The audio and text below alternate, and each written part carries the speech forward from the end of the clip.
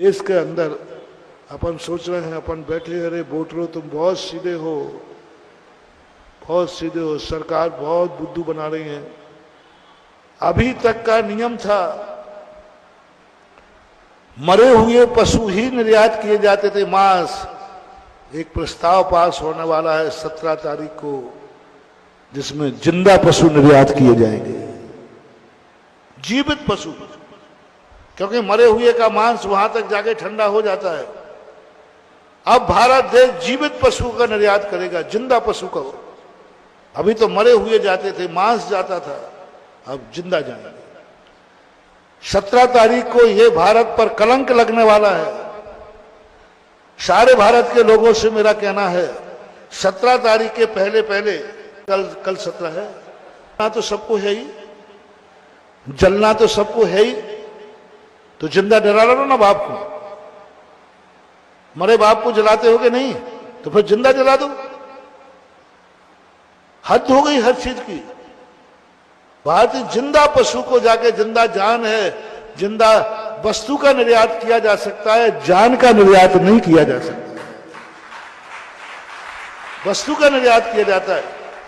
Dead body चलो ठीक है, मार करके वस्तु बना दी, वस्तु बेची, तुम तो जिंदा बाप को बेच रहे हो, जीवित बाप को बेच रहे हो, जीवित गौ माता को बेचोगे, जीवित नंदी को बेचोगे, जीवित शंकर जी के नंदी को बेचोगे, जीवित आदिनाथ के चिन्ह को बेचोगे, जीवित अवस्था में बेचे।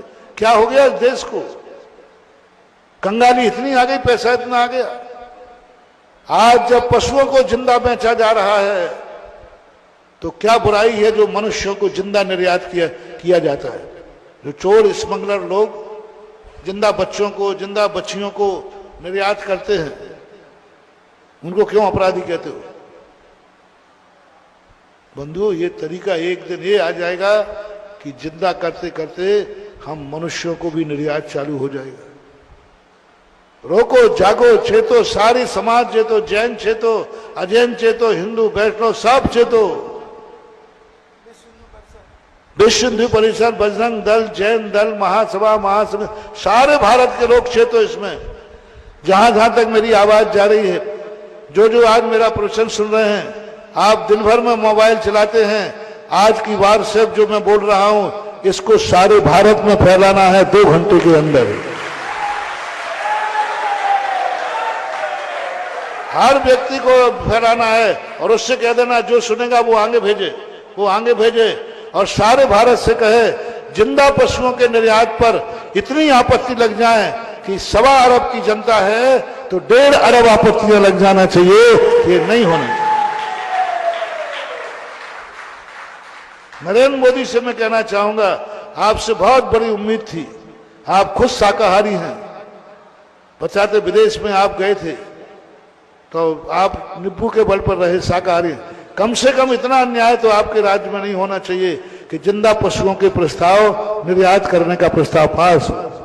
यदि ये प्रस्ताव पास होता है तो देश पर कलंक है, ये भारत माता तुम्हें कभी माफ नहीं करेगी, और भारत मां की धरती का अभिशाप जन्म जन्मांतरों तक भोगना पड़ता है। इसलिए शासन से, प्रशासन से, न्यायालय से, सबसे मेरा कहना है कि इस प्रस्ताव को पास मत होने दो। ये भारतीय संस्कृति की सभ्यता के खिलाफ है। जिंदा उसको बेचना बहुत बड़ी चीज है। और सारे हमारे भारतीय लोगों से कहना है कि आप लोग अपनी आपत्तियां भेजें। कहां भेजना है? मेल पर भारत सरकार को, पशु मंत्रालय भारत सरकार, पशु मंत्रालय भारत सरकार को आपत्ति बोलो। आज सारे भारत के अहिंसा के पुजारियों को, आज सारे भारतवासियों को भारत माता की सौगंध है, आज सोने के पहले पहले यह आपत्ति पशुपालन सरकार के पास पहुंच जाना चाहिए। मंत्रालय भोजन बाद में करना, दुकान बाद में खोलना, शयन बाद में करना, पहले आपत्ति दर्ज कराओ कि हमारे देश का ये कलंक है, संस्कृति खराब है, जिंदा पशु का निर्यात नहीं होना चाहिए। हर महिला पुरुष को, घर में 10 लोग हैं 10 करो, जितने मोबाइल हैं उतने मोबाइलों से ये जाकर के दर्ज होना चाहिए आपत्ति। ये मत सोचो कि पिताजी ने कर दिया तो बेटा नहीं करे, पति ने कर दिया तो सब लोग अपने अपने मोबाइल से अपनी आपत्ति दर्ज कराओ। अपना काम है राजा को सचेत करना, कम से कम इतना हो जाएगा। राज्य सरकार नहीं मानेगी तो आप सब कम से कम उन पशुओं की हत्या के पाप से बच जाओगे, क्योंकि आपने आपत्ति जताई थी। और देश की आपत्ति जताने के बाद कल 17 जून आपत्ति लगाने की आखिरी तारीख है। और यदि तुमने आपत्ति नहीं लगाई तो जितने पशु भेजे जाएंगे उन सबके हत्यारे तुम लोग माने जाओगे, तुम लोग माने जाओगे, क्योंकि तुमने आपत्ति नहीं लगाई। अपना काम आपत्ति लगाना है।